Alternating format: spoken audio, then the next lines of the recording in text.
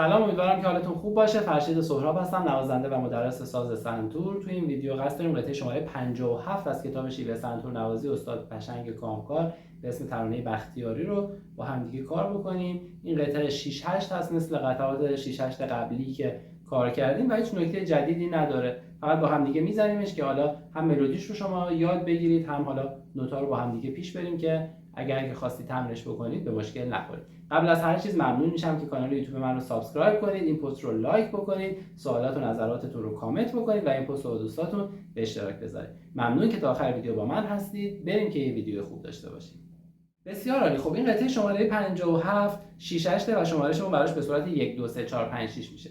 شروع این قطعه با یه سری جفت شروع شده، یه سری دوبل که نوت‌های دوی بم و سول زرد رو باید همزمان جفت بزنیم. این رو توی درس‌های قبل داشتیم و بهتون گفتم که این خرک اول که حالا عموما گفتیم خرک اول میکوک میشه، توی بعضی از سبک‌ها و یا بعضی از قطعات و کوک‌ها به جای اینکه خرک اول می باشه، خرک رو یه مقدار به سمت راست میکشیم، سیماشو شل میکنیم و نوت دو ازش میسازیم. یعنی دیگه این پایین رو سیمای زرد نوت می بم رو می زرد رو نداریم، به جاش نوت دو میسازیم. اگر شما تو سنتورتون اینو دارید که خیلی هم عالی و این پایین اجراش بکنید. اگر نداریدش خرک ششم زرد اجرا بکنید، اینو دیگه چاره‌ای نیست. بسیار عالی. خب با 3 تا جفت شروع شده، جفت سل و دو، که دقت میکنیم که دست راستمون باید رو سل باشه، دست راست باید بالا باشه، به خاطر اون 7 8 که کنارش مشخص کرد. اگر چیزی نگفته بود حتما دست راست باید پایین بود. اوکی.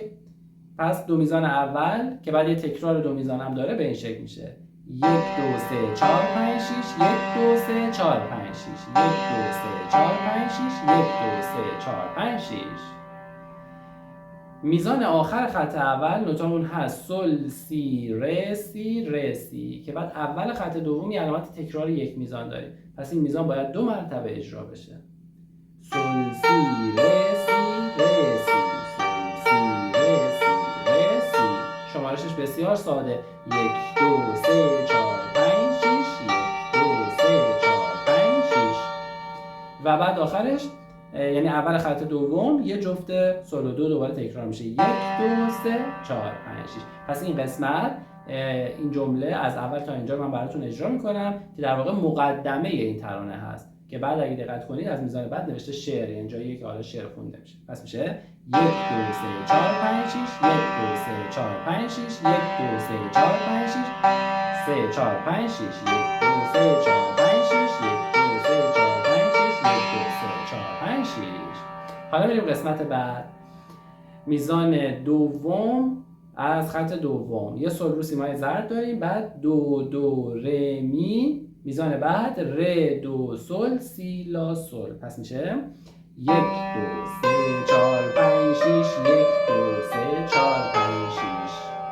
حواستون باشه توی این میزان آخر سولا رو باید یواش بزنیم. ملودی رو اون دوتا نوتیه که پشت سر هم با دست راست نوشته شده، یعنی ر دو و سیلای بعدیش ر دو سیلا. و بعد توی خط سوم علامت تکرار دو میزان داریم که اون دوتا میزان آخر خط دوم باید دوباره اجرا بشه. من دوباره شو اجرا میکنم.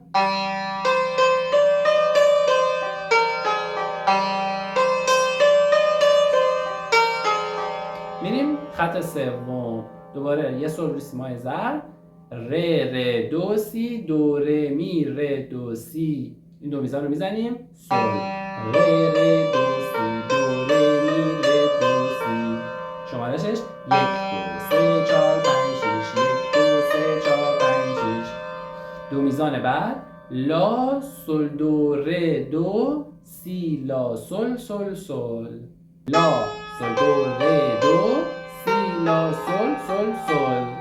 پس شد لا سل دو ر دو سی لا سل سل سل.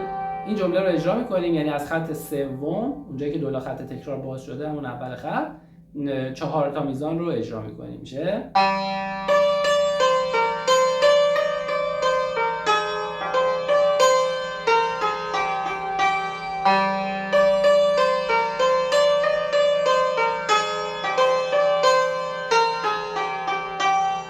بریم قسمت بعد که نوشته جواب. یه سل رو سیمای زرد و رو سیمای سفید میزنیم می می ر دو ر می فا می ر دو.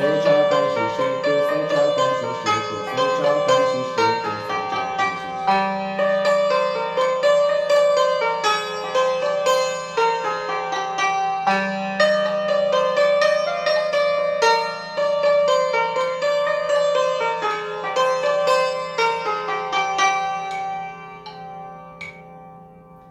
امیدوارم که این قطعه مورد توجهتون قرار گرفته باشه. ممنون میشم که کانال یوتیوب من رو سابسکرایب کنید، این پست رو لایک بکنید، سوالات و نظراتتون رو کامنت بکنید و این پست رو با دوستاتون به اشتراک بذارید. ممنون از شما.